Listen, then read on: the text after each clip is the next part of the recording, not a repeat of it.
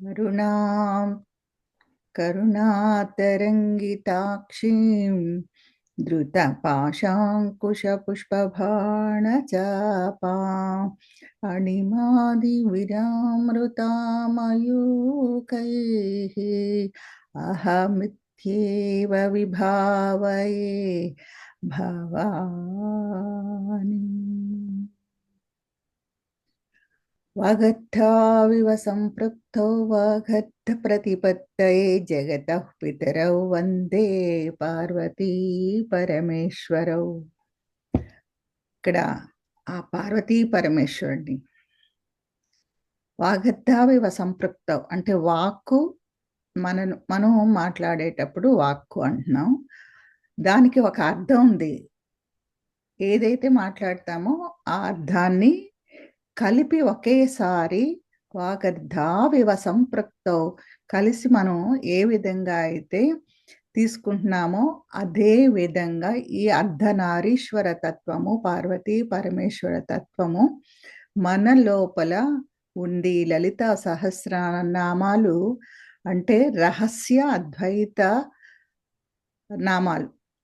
అంటే మనకి బయటికి ఒకలాగా స్ఫురణకు తెలుస్తుంది అర్థం, కానీ దాని లోపల అర్థం ఉంది అని అనేక మంది ఈ చక్క లలితా సహస్రనామాలకి భాష్యాలు రాశారు. అంత అర్థాలు చాలామంది చక్కగా వివరణ చేయడం జరిగింది. అయితే ఇందులో ఏంటేంటి ఉన్నాయి అని అనుకుంటే మనకి ఎందుకు లలితా సహస్రనామాలు అంత ప్రసిద్ధి అలా అనుకున్నప్పుడు ఈ లలితా సహస్రనామాల్లో స్టార్ట్ చేసే ముందు మనం పార్వతీ పరమేశ్వరుని తలుచుకున్నాము. అలాగే మన అందరి పరమ గురువు మనందరినీ ఈ ఒక ప్లాట్ఫామ్కి చేర్చిన ఆ మహనీయులు గురువు అయిన బ్రహ్మశ్రీ పితామా పత్రిజీకి, మరి స్వర్ణమాల మేడం గారికి పాదాభివందనాలతో మనకి ఈ లలితా సహస్రనామాలని ఎంతో చక్కగా చెప్పుకోవటానికి జక్క పద్మ గారు, ఆవిడ బ్రహ్మ విద్వరిష్ట బిరుదు కూడా పొందిన వారు, ఈ లలితా సహస్రనామాలకి అద్వైత అమృతాన్ని మనకి అందించిన వారికి కూడా మనం వందనాలు సమర్పించుకుంటూ చక్కగా ఈ అవకాశాన్ని నాకు ఇచ్చిన మీ అందరికీ కూడా ధ్యానాభివందనాలతో ఈ లలితా సహస్రనామాలు అంటే కొంచెమైనా ఏంటి లలిత అని మనం తెలుసుకోవటానికి ఇప్పుడు ప్రయత్నం. ఏమిటి లలిత అంటే లలిత, ల అంటే లక్ష్య సాధనకు, లి అంటే లిప్త కాలంలో, త అంటే తరింపచేసేది ఈ లలిత సహస్రనామం. అయితే ఏం అంటే మనందరికీ తెలుసు లిప్తకాలం అన్న 2.5 సెకండ్లు నేను ఎక్కడో చూశాను, చదివాను. ఆ లిప్తకాలంలోనే ల అంటే లక్ష్య సాధన, మనందరి లక్ష్య సాధన ఒకటే. ఏమిటి అంటే అమ్మవారు శ్రీ విద్య, మహావిద్య, జ్ఞానం ఎన్నో రకాల పేర్లతో బాసిల్లుతుంది. ఆ విద్యను మనం ఆ విద్యే లలిత, లా అన్నమాట, లక్ష్య సాధన. ఆ విద్యను సంపాదించాలి, పొందాలి అనే మనలోని ఆ జిజ్ఞాసను కొంచెమైనా కలిగినప్పుడు మనం ఈ ప్రయాణం సాగిస్తూ ఉంటాము. అయితే లలిత అంటే తరింప చేస్తుంది. ఏవైతే ఆ విద్యను మనం పొందుతామో దానివల్ల మనకి ఏంటి అంటే తరింపచేస్తాం. ఏంటి తరించడం అంటే మోక్ష స్థితి. మనందరికీ ఉన్న కోరిక ఒకటే, ఇంత ప్రయాసపడుతూ ఇంత చేస్తున్నాము అంటే దానికి ఎందుకు ఏదైనా ఒక పనిని చేసేటప్పుడు దాని యొక్క లాభం అర్థం సర్థం ఉన్నప్పుడే మనం చేస్తాం. కాబట్టి ఈ విద్యను మనం అందరం ఆపాదించాలని కోరుకుంటూ, మనలో చాలా మందికి ఒక్కసారైనా ఈ వారానికి ఒకసారి శుక్రవారాలు వస్తే లలితా సహస్రనామాలు పారాయణ చేయడం, మరి శ్రావణ మాసాల్లో వస్తే శ్రావణ శుక్రవారాలు, మంగళవారాలు, మరి దసరా రోజులు వస్తే ఆ 9 రోజులు అలా అందరూ పారాయణ పని మేము 1,00,000 సార్లు చేసాం, 1000 సార్లు చేసాం, ఇన్ని సార్లు చేసాం. అంటే పారాయణం అంటే ప్లస్ ఆయనం అంటే చదివిన దాన్ని ఆచరించడం అని అర్థం. చదివిన దాన్ని అంటే ఏంటి అసలు లోపల అర్థం తెలియకుండా ఏంటి ఆచరిస్తాం? ఏంటి ఆచరించాలి? అంటే చదివేయడం, స్పీడ్‌గా చదివేయడం, తప్పులు లేకుండా చదివేయడం అదొక్కటి వస్తే చాలా కాదు కదా! అని ఈ ఈ ఆత్మకి మరణమే లేదు అన్న సత్యాన్ని లలితా సహస్రనామాలో ఈ 1000 మాటల్లో వివరంగా వివరించబడిందనమాట. అందుకని మనకి ఈ లలిత ఎలాగైతే భగవద్గీతలో 18 అధ్యాయాలు ఉన్నాయో, అలాగే లలితా సహస్రనామానికి కూడా 16 అధ్యాయాలతో చక్కగా అమ్మ ఉందనమాట. ఆహ్, ఇక్కడ మొత్తం ఎన్ని శ్లోకాలు ఉంటాయంటే 182 నర అంటే 2 లైన్‌లో పైది మాత్రమే.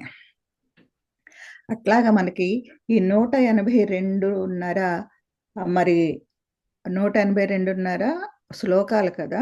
2 లైన్స్‌తో ఒక శ్లోకం. సో, 182:30, 182:30 ఏంటవుతది? 365 మనకి ఒక సంవత్సరానికి ప్రతీక. అలాగే ప్రతి శ్లోకాన్ని మనం అబ్జర్వ్ చేసినట్టయితే 2 లైన్‌లతో ఉంటుంది కాబట్టి, పై లైను 16 అక్షరాలు, క్రింది లైను కూడా సమంగా 16 అక్షరాలతోనే ముగుస్తుంది.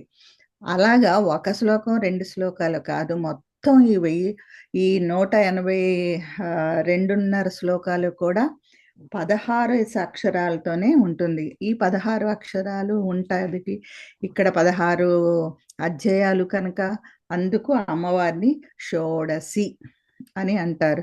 అదే విధంగా మనకి అమావాస్య నుండి పౌర్ణమి వరకు ఈ తిథులు పాడ్యమి, విదియ, తదియ అవన్నీ 15 వస్తాయి.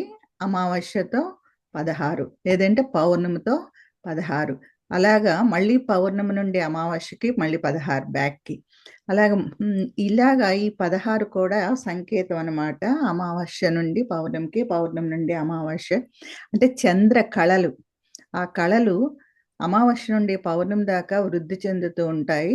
మళ్ళీ క్షీణ దిశలోకి అమావాస్య వరకు వస్తాయి. మళ్ళీ పౌర్ణమికి అట్లాగా మనకి ఎవ్రీ మంత్ ప్రతి నెల అది జరుగుతూ ఉంది.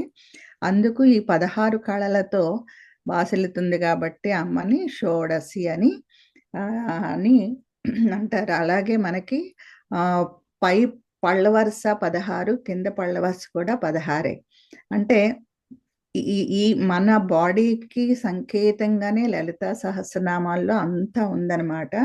ఈ పళ్ళ వరుసను బట్టి 32 ఈ ఈ పళ్ళ వరుసతోనే మనం మాట్లాడగలుగుతున్నాం స్పష్టంగా.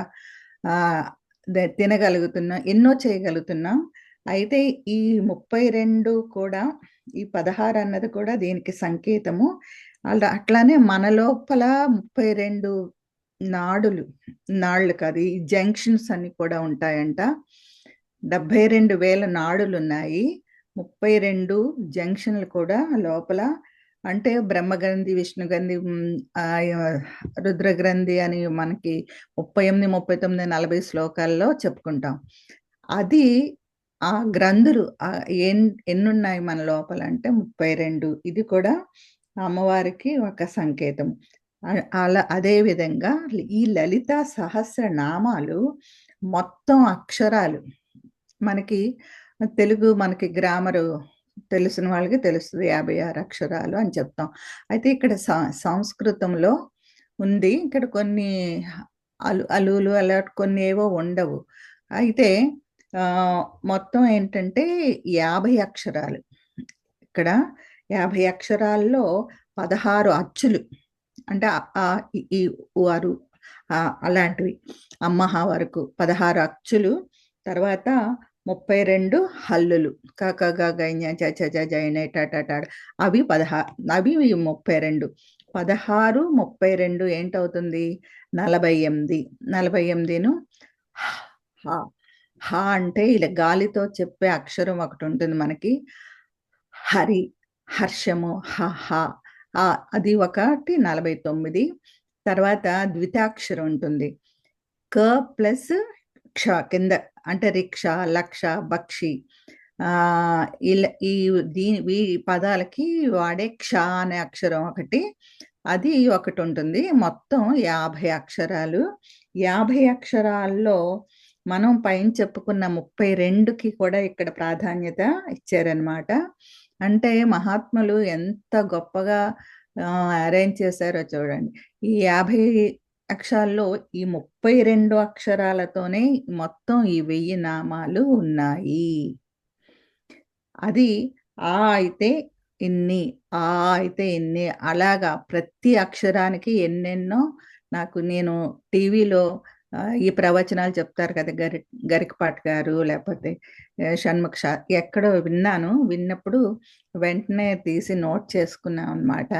నోట్ చేసి మొత్తం, అంటే టీవీలో కాకుండా తర్వాత మళ్ళీ యూట్యూబ్లో ఉంటుంది కాబట్టి అవన్నీ నేను నోట్ చేసి టోటల్ చేసి చూశాను. మొత్తం 1000 ఉన్నాయి. అంటే ఏ అక్షరానికి ఎన్ని నామాలో స్పష్టంగా ఇచ్చారనమాట. అట్లానే ఈ మొత్తం నామాల్లో సా తోని మాతోని హయ్యెస్ట్ నామాలు ఉన్నాయి. సా 112, మా ఏమో 122 ఏదో ఉంది. మొత్తం అంటే ఈ 2 అక్షరాలు చూడండి, స మా సమత్వం, ఈక్వల్. అంటే అమ్మకి మనందరం ఈక్వల్, సమానమే. ఇక్కడ చదువుకున్నవాడా, చదువులేనివాడా, అది ఏమీ లేదు. అందరిలోని ఆ శక్తి చైతన్యం ఉంటూనే ఉంటుంది. ఇది అంటే క్షుణ్ణంగా తెలుసుకోవాలని చెప్తున్నాను అనమాట. ఈ లలితా సహస్రనామాలు అసలు ఎవరికి చెప్పారు, ఎవరి ద్వారా మనకి ఇవి అందాయి అంటే, ఈ అగస్త్యుల వారికి హయగ్రీవుల వారు ఉపదేశించిందనమాట. తర్వాత అమ్మ నుండి వెలువడిన అశ్వనీ దేవతలు వారి ద్వారా ఈ అద్భుతాన్ని ప్రపంచ మానవాళికి ఉద్ధరణకి చెప్పమని చెప్పినప్పుడు వాళ్ళ ద్వారా కూడా మనం ఇవి అందుకున్నాము. అయితే శివశక్తులు శాస్త్ర విజ్ఞానం చెప్పే పాజిటివ్, నెగిటివ్ శక్తులు అన్నమాట మన లోపల. అంటే శివుడు అనుకూల బిందువు. ఇప్పుడు అంటే పాజిటివ్, నెగిటివ్ అంటే ఇప్పుడు మనకి ఒక బల్బు వెలగాలన్నా, ఒక ఎలక్ట్రానిక్ వస్తువు ఏది పని చేయాలన్నా దాంట్లోనే 2 వైర్లు, పాజిటివ్ వైరు, నెగిటివ్ వైరు కలిపితేనే అది అవుతుంది కదా. అదే విధంగా మన లోపల ఈ 2 కలిసి ఉన్నాయి. శివుడు అనుకూల బిందువు అయితే అమ్మవారు ప్రతికూల లేక వ్యతిరేక బిందువు అన్నమాట. నిజానికి ఈ సమస్త ప్రకాశానికి శివుడే కారణం. ఎందుకంటే మనం అలా చెప్తున్నాము, శివరాజ్ఞ లేనిదే చీమైనా కుట్టదు అన్నమాట మనకి ఉంది, అందరూ అంటుంటారు. అయితే ఆ శివుడు ఆయన మనకు కనిపిస్తున్నారా? కాదు, అవ్యక్తంగా ఉన్నారు, వ్యక్తంగా లేరు. కానీ ఈ రాజరాజేశ్వరి అనబడే ఈ మహాశక్తి మనకి ఈ చైతన్యంలో దర్శనమిస్తుంది.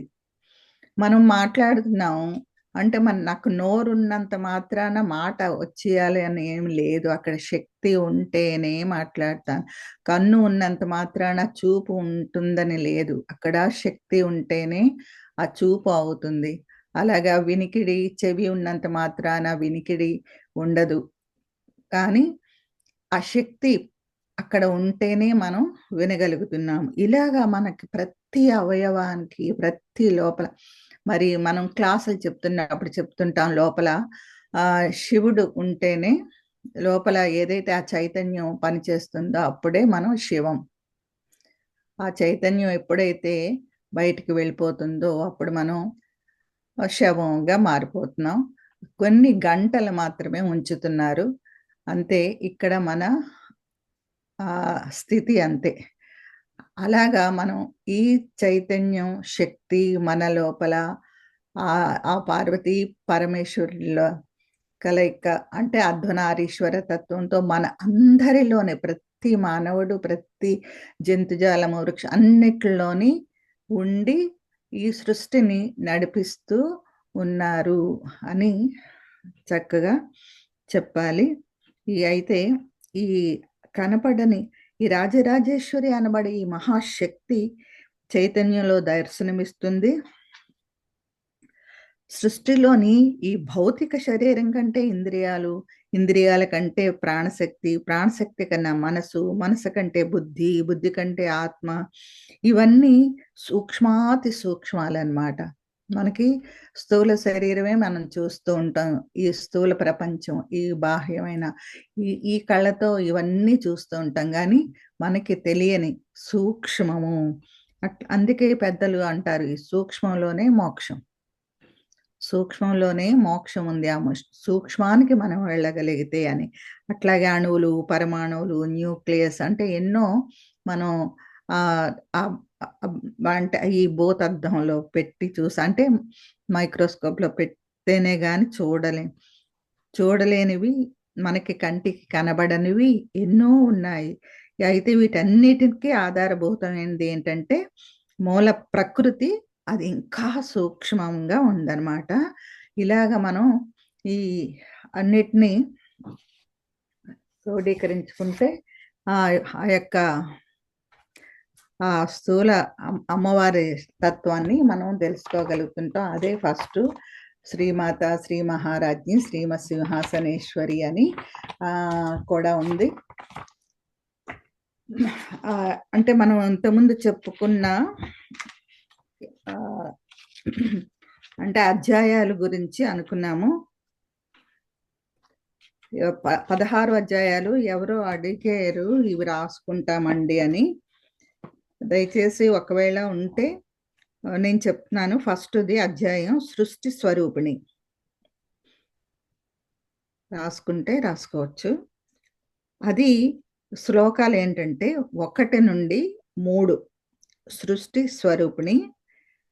ఇక్కడ ఉండే నామాలు 1 నుండి 12.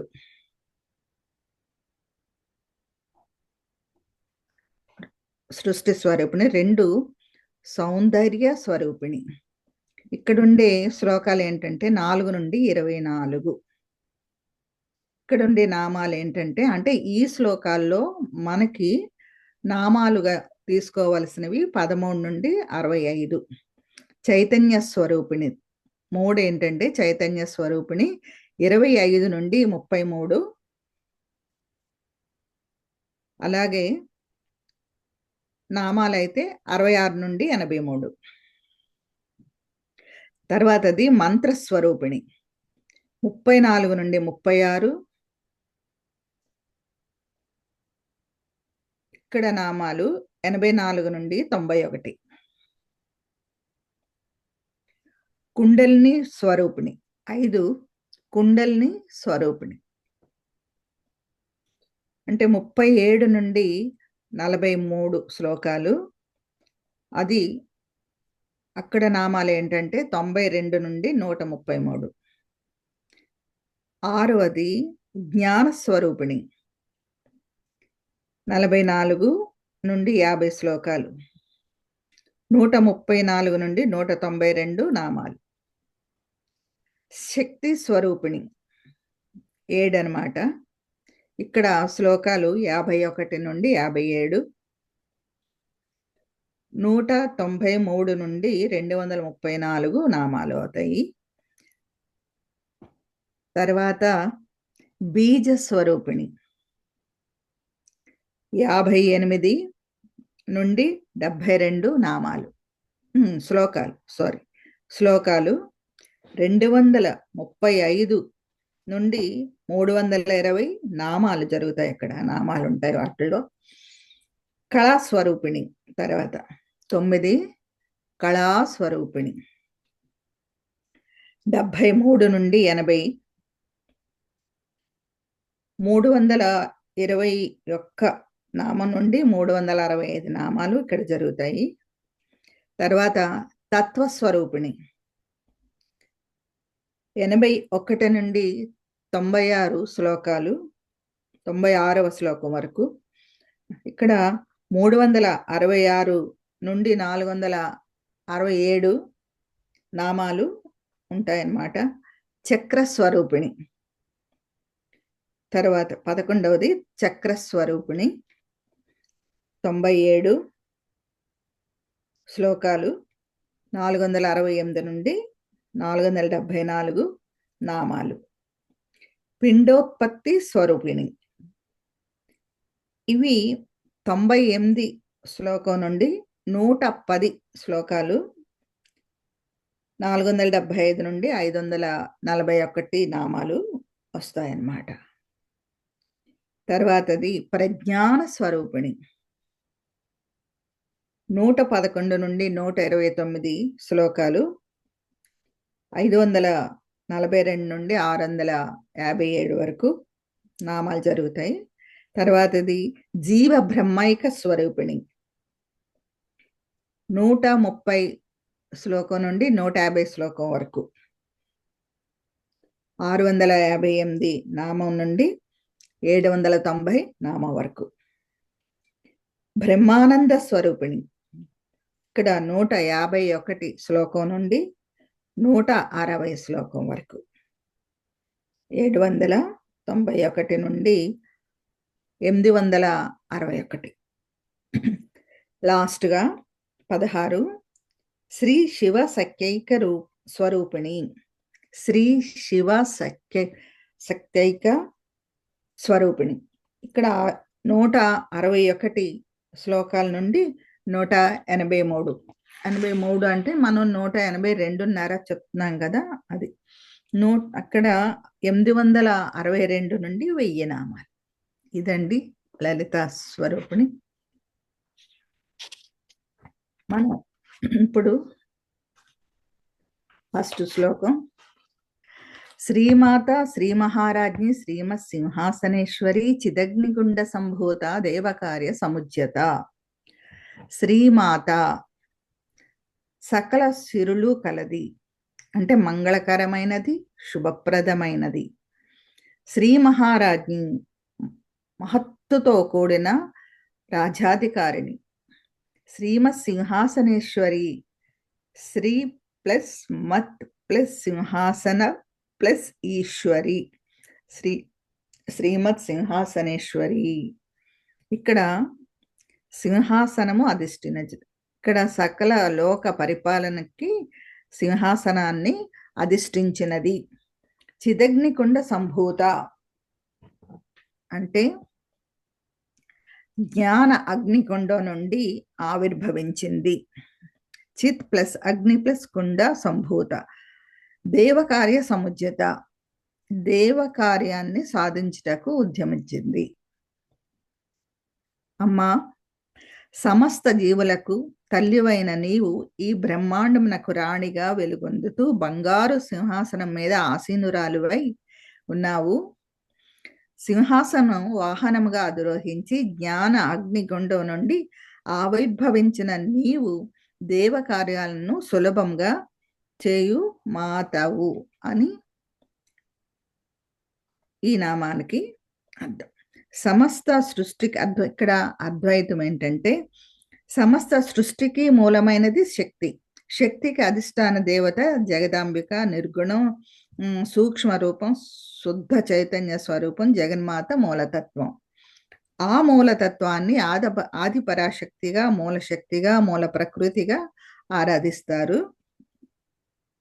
శ్రీమాత అంటే రహస్యమైనది, గుహ్యమైనది. ఈ నామమే ఎంతో మధురమైనది, మంగళకరమైనది, శుభప్రదమైనది. శ్రీలో షకారము, రకారము, ఈకారాలు ఉన్నాయి. శ్రీమాత అంటే శ్రీమాత అంటే సృష్టి. శ్రీ మహారాజ్ఞి అంటే స్థితి. మహారాజ్ఞి పాలన కదా, రాజు రాణి పాలించేవారిని అంటే స్థితి. శ్రీమత్ సింహాసనేశ్వరి అంటే లయ. సకల శక్తివంతం, సకల జ్ఞానవంతం, సకల ఐశ్వర్యవంతం అయినది అని ఇక్కడ అర్థం అన్నమాట. శ్రీ మహారాజ్ఞి అంటే ప్రాణశక్తితో కూడిన ఆకాశమునే ఆది పరాశక్తిగా, విశ్వజననిగా, శ్రీమాతగా విశ్వసించి మనస్సులో దర్శించుకోవాలి. విశ్వజనని అయిన శ్రీమాతయే విశ్వపు మహారాణి. శ్రీ మహారాజ్ఞిగా మనలోనే ప్రాణశక్తిగా ఉంటూ మనల్ని నడిపిస్తూ పరిపాలన చేస్తున్న సర్వాధికారిణి శ్రీమత్ సింహాసనేశ్వరి. అంటే విశ్వ ఆవిర్భావానికి కారణమైన మనసే శ్రీమత్, లేక నేను అనే అహం. ఆ పరాశక్తి విశ్వ విధి విలాసాలను ఆసనంగా చేసుకొని సింహాసనేశ్వరిగా అధిష్ఠించింది. అలాగే జీవుడు నేను అనే వ్యక్తిగత అహంతో ప్రపంచ మాయలో పడి జీవిస్తున్నాడు. మనలోనే శ్రీమత్ సింహాసనేశ్వరి విశ్వశక్తిగా ఆసీనురాలై ఉంది. చిదగ్నికుండ సంభూత. సకల మానవాళిలో ఆ విశ్వశక్తి తన శరీరంలో మూలాధార చక్రంలో కుండలిని శక్తి రూపంలో నిద్రావస్థలో ఉంటుంది. సాధకుడు శ్వాస మీద ధ్యాస ఉంచి నిత్య సాధన ద్వారా మనలో ఉన్న కుండలిని శక్తిని జాగృతం చేసుకోవాలి. మన మనస్సుని అంటే చిత్తాన్ని ఇంద్రియాల ద్వారా బయటకు పోనీయకుండా నిరోధించి అంతర్ముఖం చేసినప్పుడే మనస్సు ప్రాణశక్తితో లయమై చిత్తం శూన్యం అవుతుందన్నమాట. ఇలా చిత్తం శూన్యం అయినప్పుడు అగ్ని వలె సూర్యకాంతుల తేజస్సుతో ప్రకాశవంతమైన కుండలిని జాగరణ జరుగుతుంది. ఈ కుండలిని శక్తిని చిదగ్ని కుండ సంభూత అంటారు. ఉదాహరణకి కట్టెల పొయ్యిలో అప్పుడప్పుడు బూడిద గమ్మేస్తూ ఉంటుంది. ఒక గొట్టంతో ఊదినప్పుడు ఆ బూడిదంతా పోయి మళ్ళీ మంట వెలుగుతుంది. అదేవిధంగా మన సాధన ద్వారా మనలో ఉన్న కుండలిని శక్తిని జాగృతం చేసుకోవాలి. దేవకార్య సముజ్జత. మానవ జన్మ లక్ష్యం మోక్షం సాధనే. మనం లలిత అని చెప్పుకున్నప్పుడు తా అంటే తరింపచేసేది చెప్పుకున్నప్పుడు అర్థం చెప్పుకున్నాం. మానవ జన్మ లక్ష్యం మోక్ష సాధనే. మన యొక్క దివ్యత్వాన్ని తెలుసుకోవటం అంటే నేను ఎక్కడి నుంచి వచ్చాను, ఎందుకోసం వచ్చాను, ఎక్కడికి వెళ్తాను, ఏమి జరుగుతుంది, ఇవన్నీ తెలుసుకోవటమే ఈ ఆధ్యాత్మికత అన్నమాట. జాగరణ పొందిన కుండలిని శక్తి సాధకుడిని తన కర్మ బంధముల నుండి తప్పిస్తూ దివ్య కార్యమైన మోక్షం పొందటానికి ఉద్యమిస్తుంది. మనలోని హింసా ప్రవృత్తులే రాక్షస గుణాలు, సాత్విక ప్రవృత్తులే దైవ గుణాలు. ఇదే భగవద్గీతలో కూడా అసురీ సంపద, దైవీ సంపద అని ఉంటాయి. అలాగా ఈ రెండింటిని సంస్కరించుకుంటూ తనలోనే ఉన్న దివ్యత్వం వైపు ఉద్యమించడమే దేవకార్య సముజ్జత అని. ఇప్పుడు 2వ శ్లోకం. ఉజ్జద్భాను సహస్రాభ చతుర్బాహు సమన్విత రాగస్వరూప పాషాఢ్య క్రోధాకారాంకుశోజ్వల. ఉజ్జద్భాను సహస్రాభ ఉదయించిన సూర్యుని 1000 కిరణాల తేజస్సు. ఇక్కడ మనకి ఈ ఫస్ట్ అధ్యాయం ఏంటంటే సృష్టి స్వరూపిణి. ఈ 16 అధ్యాయాల్లో ఒక్కొక్క పేరుతో ఉన్న ఈ మనం చదువుతున్న ఈ తెలుసుకుంటున్న ఈ అధ్యాయం ఈ సృష్టి అన్నమాట. ఎలా సృష్టి అవుతుందో. ఉజ్జద్భాను సహస్రాభ చతుర్బాహు సమన్విత రాగస్వరూప పాషాఢ్య క్రోధ కారాంకుశోజ్వల. ఉజ్జద్భాను సహస్రాభ అంటే ఉదయించిన సూర్యుని 1000 కిరణాల తేజస్సు. చతుర్బాహు సమన్విత 4 చేతులు కలిగి ఉన్న అంటే 4 చేతులు ధర్మర్థ కామ మోక్షాలు. రాగస్వరూప పాషాఢ్య రాగద్వేషాలనే పాశంతో చిక్కుకుపోయిన క్రోధ కారాంకుశోజ్వల క్రోధం అనే అంకుశం. ఇక్కడ శ్లోకానికి అర్థం, అమ్మా నీవు సహస్ర సూర్యుల ప్రకాశంతో వెలుగొందుతూ 4 హస్తములను కలిగి రాగస్వరూపమైన పాశమును ఒక చేత ధరించి అంకుశం మరి ఒక చేత ధరించి కోదండం ఒక చేత మరొక చేత పంచ పుష్పములను ధరించి ఉన్నావు తల్లి. అంటే ఆవిడ కనిపిస్తున్నప్పుడు ఆ విధంగా ఉద్భవించింది, అది వర్ణించారు. ఇక్కడ అద్వైతం. ఉజ్జద్భాను సహస్రాభ అంటే భౌతిక శరీరంలో సుడులు తిరిగి ఉన్న ప్రాణశక్తి కేంద్రాన్నే కుండలిని శక్తి అన్నారు. ఇది మూలాధారంలో ఉన్నంత కాలం మానవ మేధస్సు తామస గుణాన్ని పొంది నిద్రావస్థలో ఉండి తెలివిహీనంగా వర్తిస్తుంది. ధ్యాన సాధన ద్వారా ప్రాణశక్తిని జాగృతం చేసినప్పుడు మానవ మేధస్సు తేజోవంతమై మనస్సు రజోగుణాన్ని దాటి సత్వగుణాన్ని సంతరించుకుని వేల సూర్యుల ఉదయించే కాంతి వలె జ్ఞాన ప్రకాశంతో వెలుగొందుతుంది అని. అప్పుడే ఆ మానవుడు కామక్రోధాల నుంచి మరి రాగద్వేషాల నుంచి విముక్తి పొంది జనన మరణ చక్రం నుంచి బయటపడతాడు అని. సూర్యోదయనప్పుడు సూర్యుడి నుంచి వచ్చే ప్రాథమిక కిరణాలు భూమి మీదకు రావటానికి 8 నిమిషాలు పడుతుందని మన శాస్త్రజ్ఞులు తెలియజేశారు. ఆ సూర్యోదయ సమయంలో మనం ధ్యానం చేస్తుంటే ఆ ప్రాథమిక కిరణాల తేజస్సు మనలోకి ప్రవేశిస్తాయన్నమాట. చతుర్బాహు సమన్విత అంటే శక్తి సర్వశక్తివంతము, సగుణ బ్రహ్మము అయిన లలితాంబ మానవుల్లోని ప్రాణశక్తియే కుండలిని శక్తి. సర్వశక్తివంతము సగుణ బ్రహ్మము అయిన లలితాంబ మానవుల్లోని ప్రాణశక్తియే కుండలిని శక్తి. 4 చేతుల్లో పాశం, అంకుశం, కోదండం అంటే చెరుకుగడ, పంచపుష్పాలతో సుఖాసీనురాలై ఉంటుంది. ఎప్పుడైతే మానవుడు కామ అర్ధ ధర్మాలను సమతుల్యంగా చేసుకొని జీవించడం సాగిస్తాడో మోక్షం తనంతట తానే వస్తుంది. మోక్షం తనంతట తానే అది వస్తుంది. అదే తర్వాత రాగస్వరూప పాషాఢ్య. మానవులందరూ రాగద్వేషాలనే పాశంతో బంధించబడి ఉన్నారు. యముని పాశంలో ఎలా అయితే ప్రాణం చిక్కుకుంటుందో అలాగే ఈ అరిషడ్వర్గములు అనే పాశంలో జనన మరణ చక్రంలో మానవుడు చిక్కుకున్నాడు. కుండలిని శక్తి జాగృతం అయినప్పుడే ఆ మానవుడు కామక్రోధాల నుంచి మరి రాగద్వేషాల నుంచి విముక్తి పొంది జనన మరణ చక్రం నుంచి బయటపడతాడు. నిరంతర ధ్యాన సాధన ద్వారా సజ్జన సాంగత్యాల ద్వారా ఈ పాశం నుండి మెల్లమెల్లగా విడిపించబడతాడు అని ఇక్కడ ఒక అర్థం. తర్వాత క్రోధ కారాంకుశోజ్వల అంటే క్రోధం అంటే కోపం. కోపంని కూడా అణిచే శక్తి ఆ కుండలిని శక్తికి ఉంది. అంశం అంటే చివరన సూది మొనలా ఉండే ఒక ఆయుధం.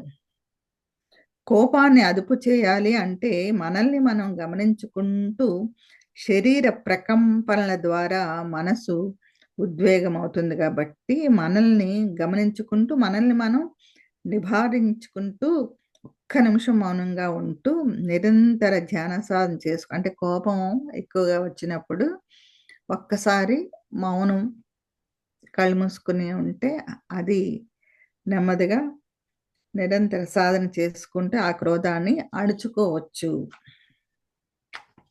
అదే ఏదో సినిమాలో కూడా చెప్తారు కదా, కళ్ళు మూసుకొని 10 అంకెలు లెక్క పెట్టి. సినిమాలోనే కాదు బయట కూడా అదే ఆ 10 మినిట్స్ కౌంట్ చేయడంలోనే మన క్రోధం కూడా అది మామూలు కాస్తైనా సాత్వికతలో ఉన్నవాళ్ళు చేయగలుగుతారు. అదే మరి పూర్తిగా తామసంలో ఉన్న వాళ్ళకి ఆ క్రోధం రెట్టింపైపోయి అది ఎటు దారి తీస్తుందో అర్థం కానట్టు అయిపోతుంది అనమాట. మనోరూపేక్ష 3వ శ్లోకం. మనోరూపేక్ష కోదండ పంచతన్మాత్ర సాయక నిజారణ ప్రభాపూర మధ్యద్ బ్రహ్మాండ మండల. మనోరూపేక్ష కోదంటే మనస్సు అనే రూపంలో ఉన్న చెరుకు విల్లు. చెరుకు విల్లు ఎందుకు పట్టుకుంది అంటే చెరకునే ఎందుకు పట్టుకుంది, మొక్కజొన్న పొత్తునో తేగలు ఎన్నో ఉంటాయి కదా తినేవి, అలా కాకుండా ఆ చెరుకుని ఎందుకు పట్టుకుంది అంటే మనస్సు అనే రూపంలో ఉన్న చెరుకు విల్లు. మనసుతో ఎందుకు పోల్చారంటే చెరుకు చాలా తియ్యగా మనసు లాగా తీపిగా ఉంటుంది. నెక్స్ట్ ఏంటంటే కణుపులు మనకి వెన్ను ఎలా ఉంటుంది వెన్నుపూసలు, అయ్యో ఈ పూస పక్కకు తప్పింది అందుకే ఈ పెయిన్ వచ్చింది, అలా అవన్నీ చెప్తారు కదా. అట్లాగా వెన్నుకి ఎలాగైతే మనకి కొన్ని పూసలు ఉన్నాయో అలాగే చెరకుకి కూడా కణుపులతో అలా పోల్చి చెప్పారు. పంచతన్మాత్ర సాయక అంటే పంచ పుష్పాల వంటి బాణాలు. నిజారుణ అంటే స్వచ్ఛమైన అరుణకాంతి, ప్రభాపూర పూర్ణమైన ప్రకాశంతో, మజ్జద్ అంటే మజ్జ అంటే బోన్ మ్యారో అన్నమాట. బోన్‌లో ఉండే పదార్థము. దుమ్ములో కూడా ఒక పదార్థం ఉంది. దానిని మజ్జ. ఇది ధాతువు. బ్రహ్మాండ మండలాకారంలో ఉన్న బ్రహ్మాండం. శ్లోకానికి అర్థం: అమ్మా, నీవు మనస్సుకు ప్రతీక అయిన చెరకును విల్లుగా, పంచేంద్రియాలు అయిన పంచతన్మాత్రలు బాణాలుగా ధరించావు. సహజమైన ఎర్రని కాంతులతో బ్రహ్మాండ మండలాన్ని కలిగి ఉన్నావు అని మనకి ఆ శ్లోకానికి అర్థం. అద్వైతంలో మనోరూపేక్షు కోదండ అంటే సకల చరాచర జగత్తునంతా ఒక జ్యోతి చక్రంలాగా గిరగిరా తిప్పుతూ బ్రహ్మింపచేస్తున్న కుండల్ని అనే ఈ భ్రమరీ శక్తిని పరిపూర్ణంగా అవగాహన చేసుకోవాలంటే ముందుగా మనం మాయను జయించాలి. మాయ అన్నది ప్రతి ఒక్కరిలో మనస్సు రూపంలో ఉంటుంది. మనస్సును జయించాలన్నా, మరి దానిని నిగ్రహించాలన్నా ముందుగా దాని స్వరూప స్వభావాలను గురించి మనం క్షుణ్ణంగా తెలుసుకోవాలి. మానవులందరూ మనస్సు వల్లే కర్మలకు బందీలవుతున్నారు కదా. మనస్సు చేసే ఆలోచనలన్నీ చెరకు రసం వల్లే తీయగా ఉంటాయి. ఎంతసేపు ఆలోచన చేసినా అవన్నీ సబువుగా మరి ధీటైనగానే అనిపిస్తుంటాయి. వాటి వల్ల లాభం కలుగుతుందో లేదా నష్టం కలుగుతుందో అని కూడా సూచించుకోకుండా చాలామంది తమ ఇష్టారాజ్యంగా ఆలోచిస్తూ ఆ ప్రకారంగానే నడుచుకుంటారు. ఎదుటి వారిని సర్వ విధ్వంసం చేయగలిగే అతి క్రూరమైన కోరిక కలిగినా కూడా అది వాళ్ళకి తియ్యటి స్వప్నం లాగానే ఉంటుంది. ప్రపంచంలోని ఏ దుర్మార్గుడిని కదిలించినా తన ఆలోచనలు ఎంతో సవ్యమైనవి అని వివరిస్తాడు. ఇలా రాగద్వేషాల ప్రతీకారాలతో కూడిన ఎలాంటి ఆలోచనైనా ప్రకటించగల మనస్సునే మనోరూపేక్ష కోదండం అంటారనమాట. కనుక జీవుడు మనస్సు అనే కోరికలు విల్లును అదుపులో ఉంచుకుంటే, అంటే అందుకు తన చేతిలో పట్టుకొని చూపించింది అమ్మ. విల్లును అంటే అదుపులో ఉంచుకుంటే, అంటే మన మనస్సుని మన చేతిలో ఉంచుకుంటే సన్మార్గమున ప్రయాణించగలము. మనం మనసు చేతిలోకి వెళ్ళిపోతూ ఉంటాం. అది అలా కాకుండా మనసుని మన చేతిలో పెట్టుకోమని. అద్వైత పరంగా చూస్తే ప్రాణశక్తి నిద్రాణమై ఉన్నంత కాలం మనో ప్రసారం ఎక్కువగా జరుగుతూ మనస్సు తాపసమై ప్రాపంచిక విషయం లంపటంలో కూరుకుపోతుంది. కుండలిని జాగరణ జరిగినప్పుడు మనస్సు సాత్వికమై పరిపూర్ణమై పరమ మైత్రిని, పరమ శాంతిని కోరుకుంటూ ప్రాపంచిక విషయాల నుండి విడివడి నిర్మల పడుతుందన్నమాట. పంచతన్మాత్ర సాయక అంటే సాయకులు అంటే బాణాలు. అవి ఏంటి? శబ్ద స్పర్శ రూప రస గంధం అనబడే పంచతన్మాత్రలు. మానవ శరీరం భూమి, జలం, అగ్ని, వాయువు, ఆకాశం అనబడే భూతాలతో తయారైంది.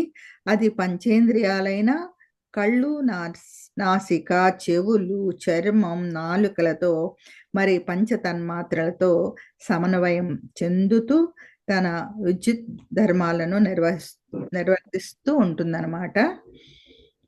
ఇంద్రియాలపై అదుపును కోల్పోయిన వాళ్ళు తమ కర్మలకు బందీలవుతున్నారు. ఇంద్రియాలపై అదుపు కోల్పోయిన వారు అయితే కర్మలకు బందీలవుతున్నారు. ఇంద్రియాలపై అదుపు సాధించి వాటిని నియంత్రించుకున్న వాళ్ళు కర్మల నుండి విముక్తి అవుతున్నారు. నిరంతర ధ్యాన సాధన ద్వారా ప్రతి ఒక్కరూ కర్మల నుంచి విముక్తులై మహాత్ములు మరి మహేశ్వరులు అవగలరు. నిజారుణ ప్రభాపూర మజ్జత్ బ్రహ్మాండ మండల అంటే మజ్జ అంటే ధాతువు. మానవ కపాలంలోను వెన్నుపూసల్లోనూ ఉన్న ఎముకల్లో మజ్జ అనే ధాతువు నిండి ఉంటుంది. ధ్యానం ద్వారా మనం శరీరంలో కుండలిని శక్తి జాగృతమైనప్పుడు శరీరంలోని మధ్య ధాతువు, మధ్య అంటే మిడిల్ కాదు, మధ్య, మా జా కింద జ, మధ్య ధాతువు ప్రాణశక్తితో కూడిన దివ్య తేజస్సుతో నిండిపోతుందనమాట. సూర్య తేజస్సుతో కూడిన అరుణకాంతి ప్రభలతో వెలిగిపోయే మధ్య అనే సకల బ్రహ్మాండం అంతా, అందుకు ఆ సకల బ్రహ్మాండం అంతా మనకి దర్శనమిస్తుంది. అలా ఉదాహరణ ఏంటంటే, మన్ను తిన్న బాలకృష్ణుడు తల్లి యశోదకు తన నోటిలోనే సకల బ్రహ్మాండాన్ని చూపించినట్లు సకల చరాచర ప్రాణికోటితో కోటానుకోట నక్షత్రాలతో నిండిన బ్రహ్మాండం అంతా కూడా మన శరీరంలోనే ఉంది అని మనం తెలుసుకుని శరీరానికి అతీతమైన బ్రహ్మాండం ఇంకొకటి లేదు అన్న సత్యాన్ని గుర్తిస్తాం. మనస్సు ఇంద్రియాలకు పాదాక్రాంతం అయి నానా విధాలుగా బహిర్గతం అవుతున్నంత కాలం ఈ బ్రహ్మాండం అంతా మన శరీరానికి భిన్నంగానే కనిపిస్తుంది. కానీ ధ్యానంలో మనసు అనే ఇక్షు అంటే చెరకు కోదండాన్ని ఇంద్రియాలు అనే తన్మాత్ర సాయకులను నిగ్రహించి కుండల్ని ప్రాణశక్తిని జాగృతం చేసినప్పుడు సకలం అంతరంగంలోనే ఉంది అన్న పరమ సత్యం అవగతం అవుతుందన్నమాట. ఈ విధమైన అవగాహన కలిగినప్పుడే మనోరూపేక్షు కోదండ పంచతన్మాత్ర సాయిక నిజారుణ ప్రభాపూర మజ్జద్ బ్రహ్మాండ మండల అన్న శ్లోకంలో ఉన్న యోగ రహస్యాలన్నీ మనకు అర్థమవుతాయి. తర్వాత 2వ అధ్యాయంలోకి వచ్చాము. సౌందర్య స్వరూపిణి. సౌందర్య స్వరూపిణి. ఇక్కడ అమ్మ ఆవిర్భావం ఇప్పటి వరకు చెప్పారు, ఏ విధంగా మనకి దర్శనమిచ్చిందో. ఇప్పుడు ఆవిడ యొక్క రూప వివరణ. చంపకాశోక పున్నాగ సౌగంధిక లసత్కజ కురువిందమణి శ్రేణి కనత్కోటీర మండిత. చంపకం అంటే సంసార పంకిలం అంటనిది. అశోకము అంటే దుఃఖం లేనిది. పున్నాగము జ్ఞాన వికాసం అనబడే పడగ విప్పుకున్నది. సౌగంధికం అంటే దివ్య జ్ఞాన సుగంధం. లసత్కథ అంటే విరాజిల్లుట. కురువిందమణి పద్మరాగములు శ్రేణి వరుస కనక ప్రకాశించడి. కోటీర కిరీటం. మండిత అంటే భూషించబడినది. ఇప్పుడు నామానికి శ్లోకానికి అర్థం ఏంటంటే, అమ్మా సంపెంగి పున్నాగ అశోక సౌగంధిక పుష్పాల చేత ప్రకాశించుచు సిరి సంపదలు కలిగి పద్మరాగములు వరుస చేత ప్రకాశిస్తున్న కిరీటంచే అలంకరించబడి ఉన్నావు తల్లి అని అక్కడ మామూలుగా అర్థం. ఇప్పుడు అద్వైతం ఏంటంటే, చంపకాశోక పున్నాగ సౌగంధ లసత్క అంటే మానవ శరీరంలో 4 గ్రంథులు ఉంటాయి. అవి బ్రహ్మగ్రంథి, విష్ణు గ్రంథి, రుద్రగ్రంథి, మరి పీయూష గ్రంథి. బ్రహ్మగ్రంథి మన శరీరంలోని ప్రాణమయ కోశంలో ఉన్న కుండలిలోని మూలాధార మరి స్వాదిష్టాన చక్రాలను ఆశ్రయించుకొని బ్రహ్మగ్రంథి ఉంటుంది. భౌతిక శరీరం మీద ప్రేమతో ప్రాపంచిక విషయ సుఖానుభవాల కోసం వెంపర్లాడుతూ భౌతిక శరీరానికి బందీ అయి ఉన్నంత కాలం మానవుడు జన్మ పరంపరలో కొట్టుమిట్టాడుతూ ఉంటాడనమాట. కుండలిని జాగరణ ద్వారా ఈ బ్రహ్మగ్రంథిని విచ్ఛేదం చేసినప్పుడు అతడు సంసార పంకిలం అంటని చంపకం అవుతాడు. అలాంటి స్థితిలో అతడు జన్మ పరంపర చక్రంలోని మొదటి ఆవరణను తొలగించుకుంటాడు. అదే చంపక దశ. ఈ దశను అధిగమించినా కూడా మానవుడికి ఇంకా మానసిక వ్యధలు మిగిలే ఉంటాయి. విష్ణు గ్రంథి ఏంటంటే కుండలిలోని మధ్యస్థాయి చక్రాలైన మణిపూరక మరి అనాహత చక్రాలను ఆశ్రయించుకుని విష్ణు గ్రంథి ఉంటుంది. ఈ విష్ణు గ్రంథిలోని విష్ణు ముడి మానవుణ్ణి మనస్సు అనే మాయతో కట్టివేస్తుంది. దీనిని యోగులు విష్ణు మాయగా అభివర్ణించారు.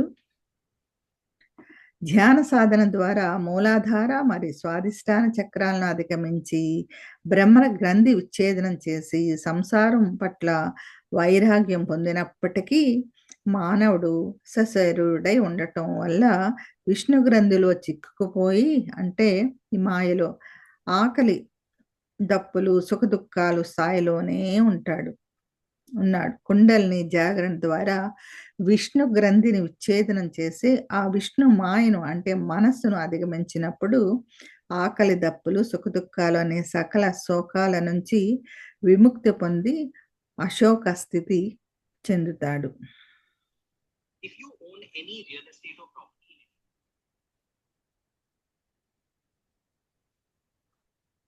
రుద్ర గ్రంథి కుండలినిలోని ఉన్నత స్థాయి చక్రాలైన విశుద్ధ మరియు ఆజ్ఞ చక్రాలను ఆశ్రయించుకుని రుద్ర గ్రంథి ఉంటుంది. సాధకుడు మనస్సు అనే విష్ణుమాయ నుంచి విముక్తి చెందిన కూడా పంచభూతాత్మకమైన ప్రాణాలతో కూడి ఉంటూ జనన మరణ చక్రాలకు లోబడే ఉంటాడు. ధ్యాన సాధనను మరింత తీవ్రతరం చేస్తూ విశుద్ధి మరి ఆజ్ఞ చక్రాలను దాటి రుద్ర గ్రంథిని కూడా ఛేదించినప్పుడు అతడు తన ప్రాణశక్తిపై నియంత్రణ కలిగి పంచభూతాలతో సాన్నిహిత్యాన్ని పొందగలుగుతాడనమాట. యోగులు కుండలిని శక్తిని సర్పంగా వర్ణించారు. మూలాధారంలో చుట్టుకుని నిద్రాణమై ఉన్న కుండలిని శక్తి పైకి ప్రవహిస్తూ ఆజ్ఞాచక్రంలోకి చేరినప్పుడు అది పడగ విప్పుకొని నాగుపాముల పౌరుషంతో నిలుస్తుంది. ఆ రుద్ర గ్రంథి విచ్ఛేదన ద్వారా వికసించిన పున్నాగ స్థితియే పున్నాగ దశ. ఇలాగా చంపక, అశోక, పున్నాగ అని ఇక్కడ అద్వైత అర్థాలు. పీయూష గ్రంథి ఏంటంటే ఈ గ్రంథిని తురియాతీత స్థితిగా భావించాలి. సహస్రారంలో సహస్రాక్షిగా చెప్పబడే బ్రహ్మరంధ్రాన్ని ఆశ్రయించుకుని పీయూష గ్రంథి ఉంటుంది. పసిబిడ్డల మాడుపై అతి మెత్తగా ఉంటుంది. దీని కేంద్ర బిందువునే పీయూష గ్రంథి లేదా బ్రహ్మరంధ్రం అంటాం. కుండలిని జాగరణ ద్వారా సాధకుడు ఈ గ్రంథిని ఛేదించి తానే బ్రహ్మ అని తెలుసుకుంటాడు. సర్వ దుఃఖాలను విడనాడిన చంపక దశ, సకల శోకాల నుంచి విముక్తి చెందిన అశోక దశ, సర్వ జ్ఞానాన్ని పొందిన పున్నాగ దశ దాటి ఆ సాధకుడు అహం బ్రహ్మస్వి తత్వానుభూతి చెంది సౌగంధికా దశ చేరుతాడు. ఈ దశలో అతడు సకల జీవకోటిపై అవ్యాజమైన ప్రేమానురాగాలతో విలసిల్లుతూ లసత్కచ ఉంటాడు. ఇది బ్రాకెట్లో రసత్కచ అంటే అలాగా సకల అవ్యాజమైన ప్రేమ చూపిస్తూ. ఇలాగా ఈ శ్లోకంలోని మొదటి పంక్తిలోని అర్థాన్ని గాఢంగా అవగాహన చేసుకొని అనుభూతి చెందినప్పుడు మన సహస్రారం అంతా కూడా కెంపు వర్ణంతో కురువిందు మణి శ్రేణి, కుడివిందు మణులతో కూడిన బంగారు కాంతులను వెదజల్లే కిరీటాన్ని ధరించినట్లు ఉంటుంది. కురువింద మణిశ్రేణి కనత్కోటీర మండిత. ఇలా సాధన, యోగ సాధనలో ఆత్మ సాక్షాత్కారం కోరే వారి సాధనానుభూతుల ప్రక్రియను గుప్త భాషలో శ్రీ లలిత సహస్ర రహస్య అద్వైతామృతం వివరిస్తుందన్నమాట. ఇప్పుడు మనం 5వ శ్లోకం. అష్టమీ చంద్ర విభ్రాజ దళికస్థల శోభిత ముఖచంద్ర కళంకాభ ముఖనాభి విశేషక. అష్టమీ చంద్రుడు విభ్రాజ వెలుగుతున్న, దళిక స్థల పాలభాగం అంటే నుదురు, శోభిత శోభిలుతుంది, ముఖచంద్ర పూర్ణ చంద్రబింబం వంటి ముఖం, కళంకాభ మచ్చ కలిగినది, మృగనాభి అంటే లేడి వంటి పొట్టవలే, విశేషక విశేషమైన స్థితి. ఇక్కడ శ్లోకానికి అర్థం, అమ్మా అష్టమి నాటి చంద్రుని వలె ప్రకాశించిన పాలభాగము పవిత్రమైన సౌందర్యముతో అలరారుచున్నావు చున్నది. చంద్రబింబం లాంటి నీ మోమున మెరుస్తున్న కస్తూరి తిలకం చంద్రునిలోని మచ్చను కల్పిస్తున్నది. ఇప్పుడు అద్వైత అర్థం. అష్టమి చంద్ర విభ్రాజ దళికస్థల శోభిత. అంతర్ముఖుడై ధ్యానించే సాధకుడు కుండలిని జాగరణ సాధించి ఆ శక్తిని ఆజ్ఞాచక్రంలో ప్రతిష్ఠించిన అతని పాలభాగం అంతా కూడా అష్టమి చంద్రునిలా ప్రకాశిస్తుంటుంది. ముఖచంద్ర కళంకాభా విశేషిక అంటే నిశ్వాసతో కూడిన బాహ్య కుంభక స్థితిలో లేడి పొట్ట అలాగా నాభిస్థానంలో పొట్ట లోపలికి వెళ్ళినప్పుడు అంతరంగమైన ప్రాణశక్తితో లేక విశ్వశక్తితో లయమైనప్పుడు కలిగే విశేష స్థితి చంద్రబింబం లాంటి ముఖంలా కనిపిస్తుంది అని. వదనస్మర మాంగళ్య. ఇప్పుడు 6వ శ్లోకం. వదనస్మర మాంగళ్య గృహతోరణ చిల్లిక వక్త్రలక్ష్మి పరివాహ చలన్నీరాభలోచన.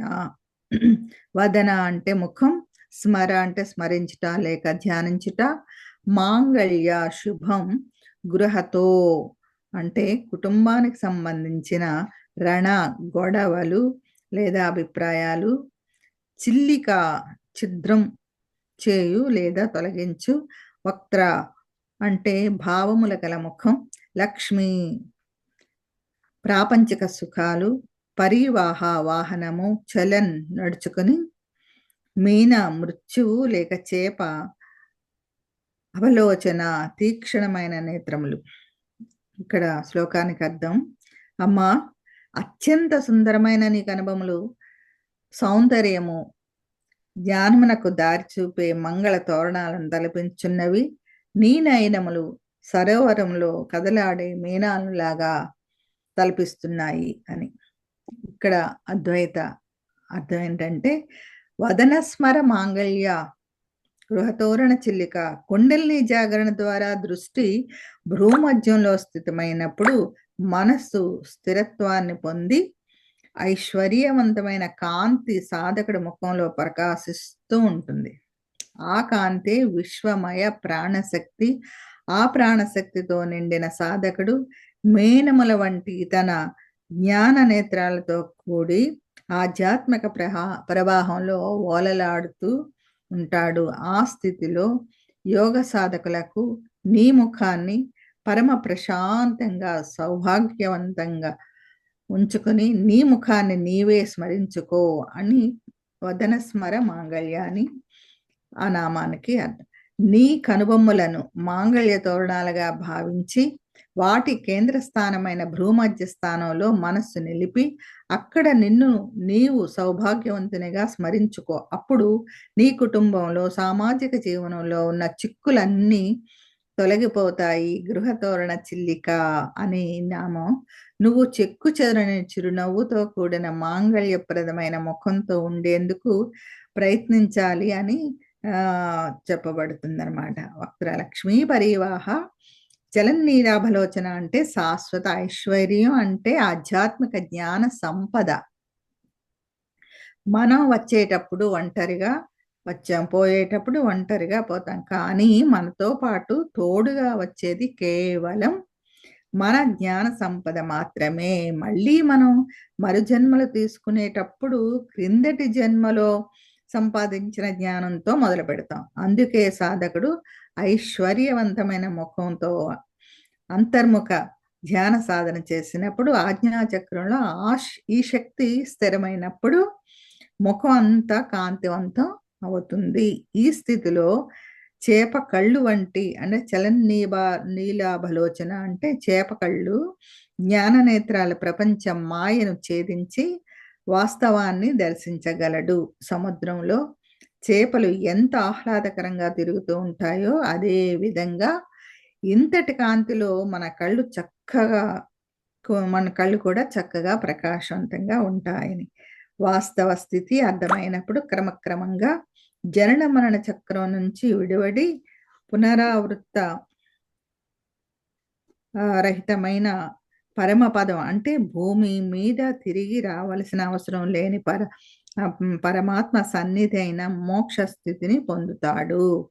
అందుకు గాను ముందుగా మోక్ష పదం అంటే ఏమిటి? భగవంతుడంటే ఎవరు? బ్రహ్మ పదార్థం అంటే ఏమిటి? ఆది అంతం లేని శాశ్వత ఆనందం అంటే ఏమిటి? అన్నవి అవన్నీ మనం తెలుసుకోవాలి. తర్వాత నుండి చెప్పుకుందాము.